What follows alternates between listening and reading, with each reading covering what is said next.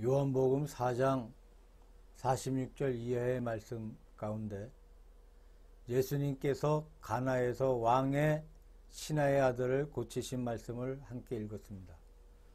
요한복음 2장에는 가나에서 물로 포도주를 만드신 사건이 있었고, 이것이 예수님의 공생애의 첫 번째 표적인 것을 밝히고 있습니다. 본문에 보면 왕의 신하의 아들을 고치신 사건은 예수님께서 갈릴리로 오신 후 행하신 두 번째 표적이라고 말씀하고 있습니다. 예수님께서 행하신 이적이 참으로 많이 있습니다.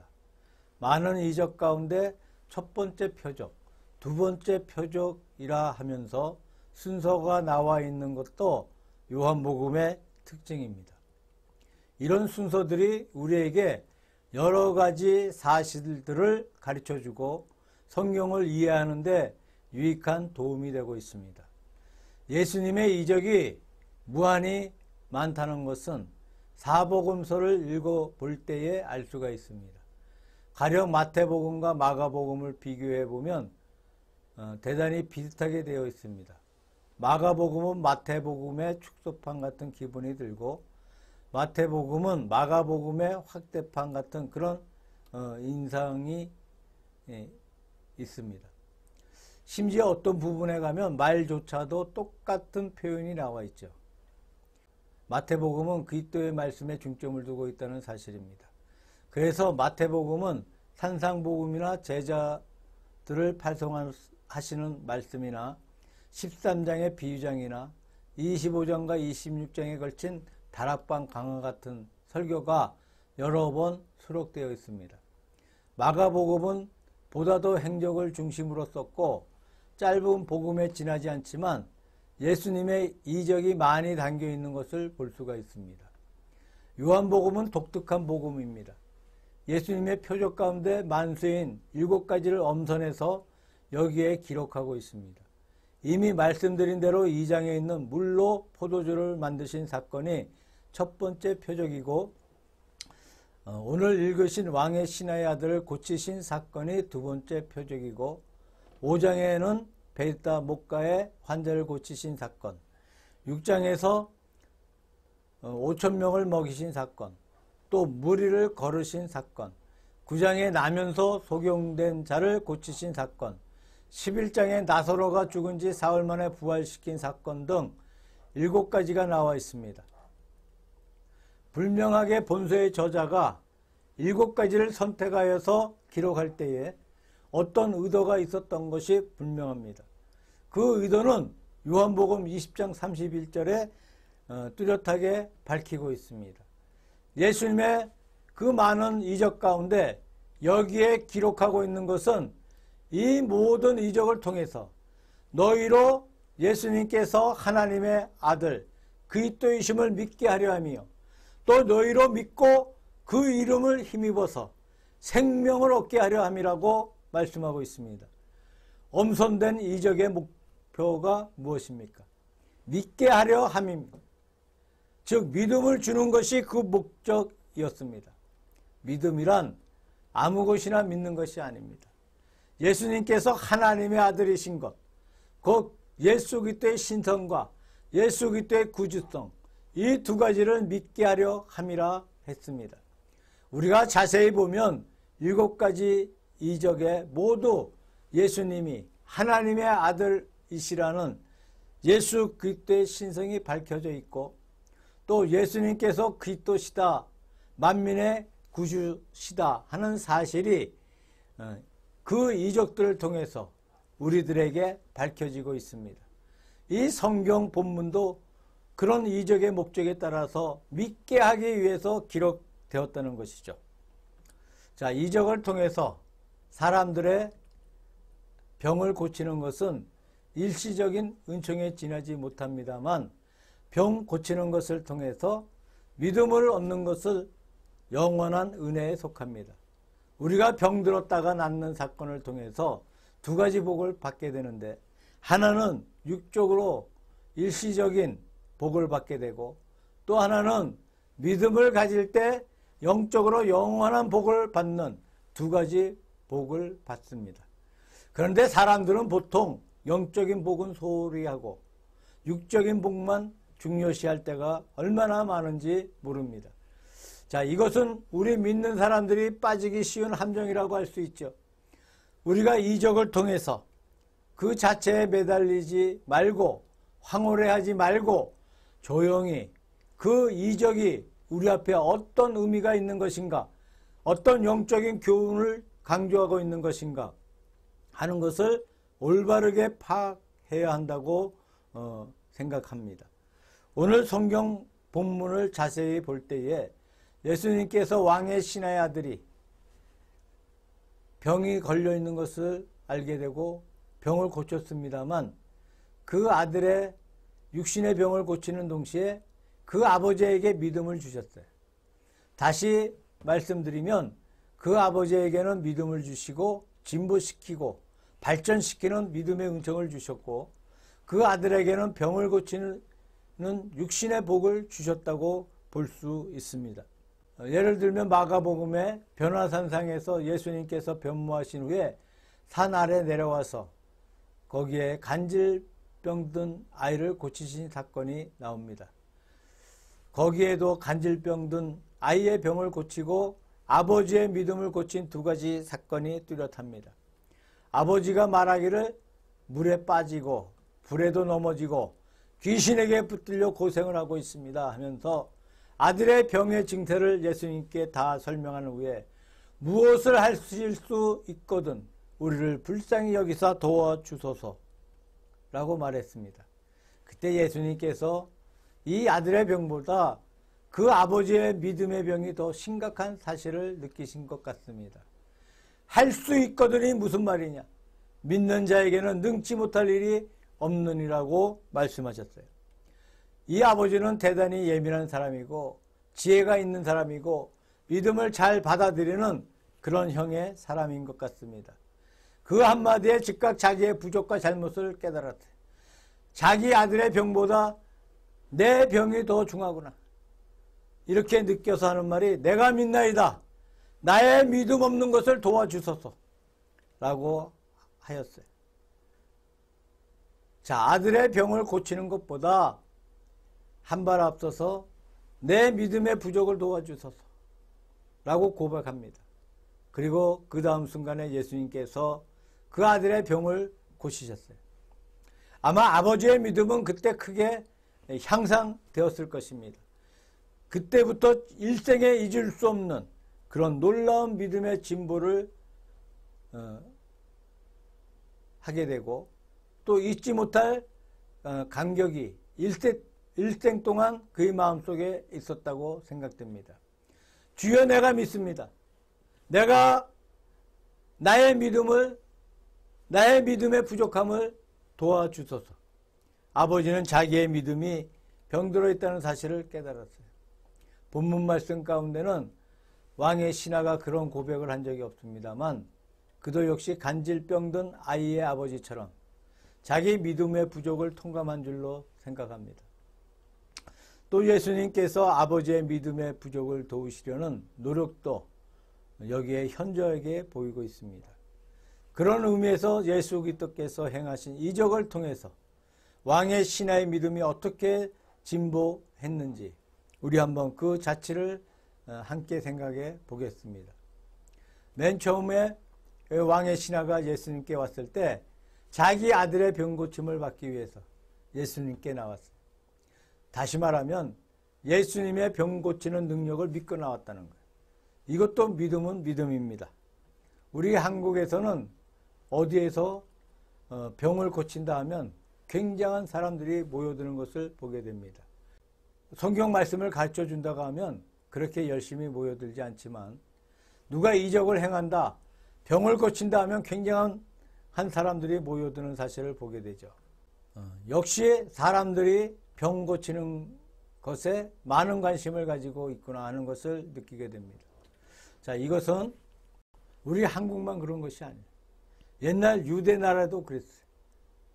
옛날 유대 나라만 그런 것이 아닙니다. 현재 미국에 가도 그렇습니다. 미국에 가면 텔레비전을 통해서 병을 고치는 사람이 있는데 오랄 로버츠라는 분입니다.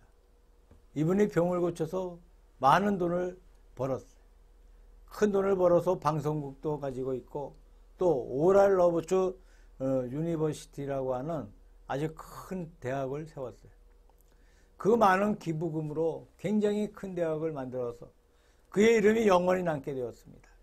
언젠간 놀란 것은 아버지가 나이가 많아서 은퇴를 하고 그 아들이 나와서 자기 아버지 대신 또 병을 고치는 것을 보았어요. 역시 자기 아버지처럼 텔레비전에 나와서 병 고치는 것을 보았습니다. 자, 제가 생각할 때는 나이가 젊은 데다 아버지처럼 권위 있게 보이지가 않습니다. 하여튼 그러한 사실을 바라볼 때에 미국 사람들도 병 고치는 것을 참 좋아한다는 사실을 느꼈습니다. 한국에도 60년대, 70년대에는 또 90년대까지는 형건사, 병건사라는 분들이 병 고치는 사역을 한 것을 알고 있습니다. 제가 어렸을 때는 기도원마다 많은 사람들이 몰려들었어요. 지금은 기도원의 모습을 거의 찾아볼 수가 없습니다만 좀 안타까운 생각이 듭니다. 이 병 고침을 받고자 하는 믿음도 결코 믿음이 아닌 것이 아닙니다. 그것도 믿음이에요. 그러나 이 믿음은 초보적인 믿음입니다. 이 믿음은 예수님의 능력을 믿는 믿음입니다. 예수님께서 병 고치는 능력을 가지고 권능을 가지고 병을 고쳐주신다는 예수 그리스도의 능력을 믿는 믿음입니다. 이 병 고치는 능력을 믿는 믿음은 초보적인 믿음. 어떻게 초보적인 믿음이라는 것을 알 수 있겠습니까? 이 본문을 자세히 보게 되면 첫째, 이 사람은 예수님의 능력을 제안했어요. 그의 하는 말이 자기 아들은 가버나움에 있고 자기는 가나에 있으니까 가버나움에 오셔서 내 아들을 고쳐주소서라고 했습니다. 자, 예수님을 초대해서 가버나움까지 모시고 갈 작정이에요. 예수님께서 그곳에까지 가셔서 아들을 고쳐주기를 기대하고 있는 사실입니다. 자, 예수님의 능력을 제안하고 있는 모습을 그 속에서 볼 수가 있어요. 예수 그리스도의 능력은 가버나움에 꼭 가야만 고칠 수 있는 것이 아닙니다. 여기에서 예수님께서 따라가시면 이 사람의 잘못된 생각은 영원히 고쳐지지 못해. 그래서 예수님께서 그를 따라가지 아니하시고 그 장소에 서서 가라! 내 아들이 살았다! 하고 말씀하십니다.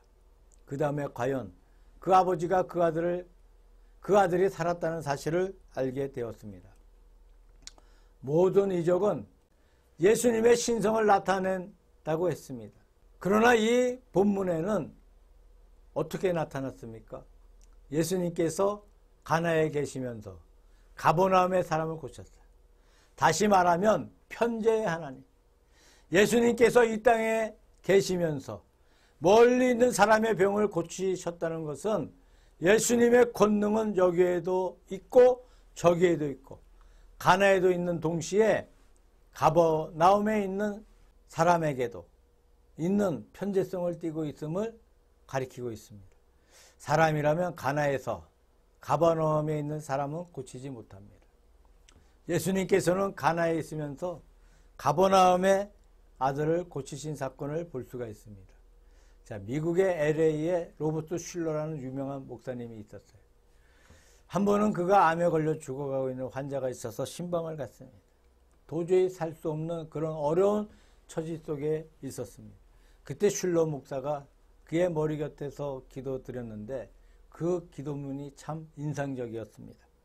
하나님, 이 사람으로 하여금 결단코 소망을 잃지 말게 하시고 하나님의 기적을 믿는 믿음을 마지막까지 버리지 말게 하옵소서라는 기도의 내용이었습니다. 자, 슐러 목사님 자신이 본다 하더라도 인간적인 안목으로 보면 도저히 살 수 없는 사람이라고 판단되었지만 그의 믿음은 그것이 아니에요. 하나님께서 원하시면 죽었다 하더라도 살릴 수 있는 것 아니겠습니까? 이 환자로 하여금 최후의 순간까지 하나님의 기적을 믿는 믿음을 잃지 말게 하옵소서라는 기도문이 인상적이었다고 생각됩니다. 우리가 하나님의 이적을 믿으면서도 내 판단에 가능하다 생각되면 믿고 내 판단에 불가능하다 생각되면 안 믿는 그런 경우가 있어요. 다시 말하면 나의 판단 범위 내에서 믿고 있다는 얘기입니다. 하나님은 나의 판단에 의해서 제한된 분이 아닙니다. 나를 초월해 계시는 분입니다. 내가 못하는 것을 그는 하십니다. 내가 알지 못하는 것을 그는 알고 계십니다. 내가 없는 것에서 그는 계실 수 있습니다. 편재의 주님, 권능의 주님, 하나님이신 주님의 절대적인 능력은 인간의 어떠한 제약도 받지를 않습니다. 우리는 가끔 하나님을 제한할 때가 참으로 많습니다. 이적 문제만 그런 것이 아니고 여러 가지 문제에서, 예를 들면 교회 행정의 문제나 가정의 문제나 사회 문제 등에서 가능해 보이면 믿고 불가능해 보이면 안 믿는 그런 폐단이 있습니다. 하나님은 제한받지 않는 분이에요. 이 사람의 믿음이 초보적인 것은 첫째로 예수 그리스도의 능력을 제한하였기 때문입니다. 두 번째는 제가 볼 때 그 사람의 믿음은 내 아들을 고쳐 주소서. 다시 말씀드려서 자기 중심적인 믿음이 아니겠습니까? 마태복음 8장에 나오는 유명한 백부장의 믿음과 요한복음 4장의 왕의 신하의 믿음을 우리 한번 비교해 봅시다. 자, 백부장은 자기 종을 위해서 예수님께 와서 빌었어요. 그 종은 중풍 환자입니다. 왕의 신하는 자기 아들을 위해 빌었어요. 다 같이 빌었지만 백부장은 종을 위해서, 왕의 신하는 아들을 위해서 예수님께 부탁을 드렸습니다. 만약에 왕의 신하가 저 백부장처럼 자기의 종이 병들어 있었더라면 예수님을 찾아갔을 것인지 의문입니다. 갔을지도 모르고 안 갔을지도 몰라요. 다시 말해서 자기 아들을 위해 구한 사람보다는 종을 위해서 구한 사람의 믿음이 훨씬 더 아름다운 믿음이 아니겠습니까? 또 백부장은 예수님께서 내가 가서 고쳐주마 라고 하실 때 아닙니다. 오시면 감당할 수 없습니다. 말씀만 하옵소서 라고 말하면서 오지 말라고 말렸는데 왕의 신하는 내려오소서 라고 요청을 합니다. 그러나 예수님께서는 가지 아니하시고 말씀만 하셨어요. 참 대조적이 아니겠습니까? 다시 말씀드리면 예수님께서 왕의 신하에게 하신 일을 백부장은 미리 자기 자신이 요청하였어. 오지 말고 말씀만 하옵소서. 확실히 그의 믿음은 왕의 신하의 믿음보다 월등히 앞서 있다는 사실을 느낄 수가 있습니다. 종종 이적을 믿는 사람들 가운데 이기적인 사람들이 너무나 많아요. 이적을 믿는 것은 좋은데 도무지 남을 생각하지 않는, 자기만 생각하는 이기주의자일 때가 참 많이 있습니다. 그 다음에 예수님께서 이 사람의 믿음을 보시면서 그의 믿음을 향상시켜 주어야 되겠다고 느끼셨습니다. 그래서 그에게 가라! 내 아들이 살았다는 말씀만 하셨어요. 예수님께서 그냥 말씀만 하셨습니다. 이것은 왕의 신하에게 중대한, 아주 중요한 시험이었어요.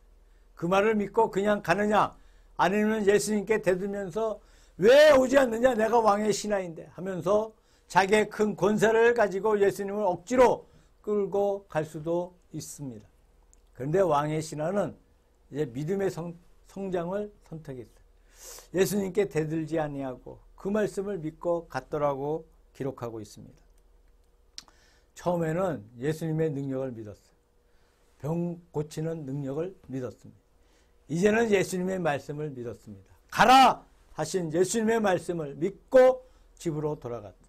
우리가 예수님의 이적을 보고 믿음을 가지는 것도 믿음입니다만 어떤 이적을 본 적도 없지만 성경 한 권만 가지고 이 성경을 읽고 그 가운데 자기 죄를 깨달아 회개하고 주 예수 그리스도를 믿고 믿음에서 오는 거룩한 평안을 갖는다면 이것은 성숙한 믿음이죠. 자, 성경 한 권만 가지고 믿을 수 있는 믿음이 가장 성숙한 믿음입니다. 히브리서 4장 12절에 보니까 하나님의 말씀은 살았고 운동력이 있어 자유의 날선 어떤 것보다도 예리하여 혼과 영과 관절과 골수를 찔러 쪼개기까지 하며 또 또 마음의 생각과 뜻을 감찰하나니 라는 말씀이 있어요. 자, 성경 말씀은 그냥 책이 아니고 그냥 글자가 아니고 살아있는 양면의 날선 칼이라고 했어요. 역사를 보면 성경 한 권을 통해서 구원받는 분이 얼마나 많이 있었습니까? 얼마 전 기도원 협회를 통해서 들은 이야기가 있습니다. 김대두라고 불리는 사형수가 옥에서 사람을 해치다가 낭중에 독방에 갇혀서 꼼짝을 못하게 두 손이 결박되어 있는데 선반 위에 보니까 마침 기도원 협회에서 증정한 성경이 있어서 턱을 들어 성경을 땅에 떨어뜨리고 턱으로 성경을 넘겨가면서 읽었다는 것입니다. 자, 읽는 가운데 그는 자기의 죄를 깨닫게 되고 회개하게 되고 변화되고 새 사람이 되었어요. 그래서 옥 안에 있는 다른 죄수들에게 전도하고 평안한 가운데 찬송을 부르면서 사형을 당했다는 말을 들었습니다. 하나님의 말씀은 여러 가지가 있어요. 첫째는 성경이 하나님의 말씀이 기록된 말씀이라고 합니다. 두 번째로는 선포된 말씀이에요. 설교가 바로 선포된 말씀입니다. 우리는 교회에 나와서 설교를 통해 하나님의 말씀을 듣고 혹은 어떤 모임에서 성경 말씀의 강해를 들으면서 선포된 말씀에서 영감을 받게 됩니다. 내 자신이 깨닫지 못한 것을 선포된 말씀을 듣는 가운데 깨닫는 경우가 참으로 많이 있습니다. 세 번째는 성육신하신 말씀이에요. 몸이 된 말씀이라는 거예요. 즉 예수 그리스도입니다. 예수 그리스도는 말씀이 육신이 되어서 우리 가운데 거하심에 은혜와 진리가 충만하신 분이십니다. 이 세 가지는 하나예요. 기록된 말씀, 선포된 말씀, 성육신하신 말씀, 이 세 가지가 합해서 하나가 됩니다. 자, 기록된 말씀은 예수 그리스도의 중심으로 기록되어 있습니다. 선포된 설교의 말씀도 예수 그리스도 중심으로 선포되고 있습니다. 예수 그리스도를 일탈한 선포는 하나님의 말씀이 될 수 없다고 생각합니다. 이 세 가지가 하나가 되고 있습니다. 오늘 본문 말씀에 예수님의 말씀을 듣고 난 후에 믿고 가더니라고 말씀하고 있습니다. 처음보다 훨씬 더 성숙한 믿음이라고 생각합니다. 가다가 보니까 자기 종을 만났는데 아들이 살아났다고 합니다. 언제 살아났냐고 물어보니까 어제 몇 시에 살았습니다 라고 대답합니다. 가만히 짐작해 보니까 예수께서 내 아들이 살았다 하신 바로 그때였어요. 그래서 자기와 그 온 집이 다 믿었다고 기록되어 있습니다. 여기 번역이 좀 불충분합니다만 다 예수를 믿었다는 말씀이에요. 처음에는 예수님의 능력을 믿었어요. 그 다음에는 예수님의 말씀을 믿었어요. 이번에는 예수님을 믿었습니다. 예수님 자체를 믿었습니다. 예를 들면 남녀가 결혼하는 과정을 살펴봅시다. 자, 신부 측에서 어떤 남자를 택할 것인가? 보통 첫째로 보는 것은 남자의 능력이에요. 물론 우리 믿는 사람들은 먼저 믿음을 봅니다. 그것은 예외로 하고 먼저 능력을 봅니다. 그분이 능력이 있어서 처자를 먹일 수 있을 것인가? 가정을 잘 꾸려나갈 수 있을 것인가? 그런 능력이 있는 사람인가? 그것을 먼저 보죠. 두 번째는 사람의 됨됨이를 봐요. 아무리 능력이 있고 아무리 돈을 잘 번다 해도 사람의 됨됨이가 어떠한 것인가에 문제가 있습니다. 그러면 제거해야 돼. 사람의 됨됨이는 무엇을 할 수 있습니까? 말을 통해 할 수 있어요. 그분의 말을 들어보면 그 사람의 됨됨이를 알 수가 있습니다. 또 말과 행동이 일치되고 있는가를 보게 됩니다. 언행이 일치되면 그 사람의 됨됨이가 바르다고 볼 수가 있죠. 그러면 결혼하는 것이죠. 결혼해서 자녀를 낳고 살다 보면 그 다음부터는 능력도 잊어버리고 말도 잊어버리고 남편과 하나 되어버립니다. 결혼해서 살다 보면 내 남편이 능력이 있는 사람인가 없는 사람인가를 생각하는 아내는 아마 별로 없을 것입니다. 있어도 할 수 없고 없어도 할 수 없어요. 내 남편의 인격이 어떠한 것인가 그것도 따지지 않습니다. 그 다음에 남편과 더불어 하나가 되는 것입니다. 우리 신앙의 단계도 그렇죠. 맨 처음에 초보의 믿음일 때는 그리스도의 능력을 믿습니다. 내가 예수님을 믿고 덕을 볼 것인가? 해를 볼 것인가? 솔직히 말해서 그런 것이죠. 내가 이 종교를 믿어서 유익한 것인가? 어떤 것인가를 따져보아 유익하겠다는 생각이 들어서 교회에 나온 것이 아니겠습니까? 그 다음에 예수님의 말씀을 믿습니다. 믿음이 자랐습니다. 그러나 여기에 머물러서는 안 되죠. 예수님의 능력을 믿는다거나 예수님의 말씀을 믿는다거나 여기서 끝나서는 안 됩니다. 더 나아가 예수님을 믿는 것입니다. 예수님과 더불어 하나가 되는 것입니다. 웨스트 콧이라는 분은 믿는다라는 말을 세 가지로 분류했어요.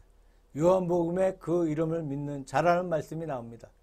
1장 12절, 2장 23절에 그 이름을 믿는 자라는 말씀이 나오는데 예수님의 이름이라는 것은 예수 그리스도라는 이름을 말하고 있는 내용입니다. 다시 말해서 그것은 교리를 믿는 믿음이라고 보았습니다. 둘째로는 믿는다는 것은 교회에서 세례를 받고 교회 성찬식에 참여하고 예배에 참석하고 교회의 집사가 되고 교회의 의식적 과정의 단계를 다 말합니다. 세 번째 역시 그를 믿는다라고 되어 있지만 원문에 보면 에이스라는 전치사가 나와 있어요. 에이스.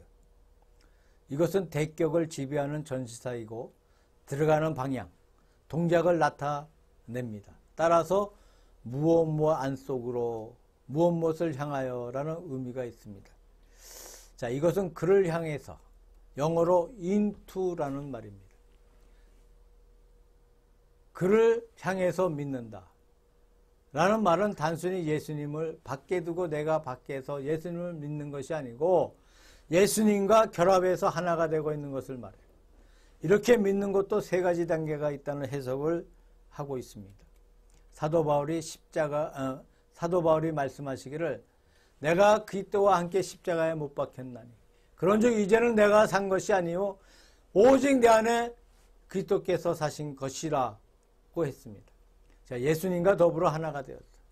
같이 죽고 같이 살고 그의 사는 것이 예수님의 삶이고 내 전부가 예수님이고 예수님과 더불어 하나가 되었다. 그를 믿더라. 예수를 향해서 믿더라. 예수와 더불어 하나가 되더라. 여기에 아름다운 믿음이 이루어지고 있습니다. 이런 신앙이 이루어지면 예수님을 믿고 손해를 보아도 예수님을 믿습니다. 참 제가 잘 알고 있는 인천의 갈릴리 교회 목사님, 그 아버님이 그 시골 산골짜기에서 어떻게 이제 장날에 시내에 내려갔다가 전도를 받게 되고 예수를 믿었어요. 예수를 믿었는데 그 많은 자녀들 가운데 다 죽고 막내 아들만 하나 살았어요. 목사가 됐어요. 우리 같으면 예수 믿고 자녀들이 다 죽어가는데 어떻게 예수를 믿을 수 있겠습니까? 이해가 되질 않아요. 근데 과연 내가 우리 안에 예수가 살아있다면 그러한 믿음이 가능하다고 생각합니다.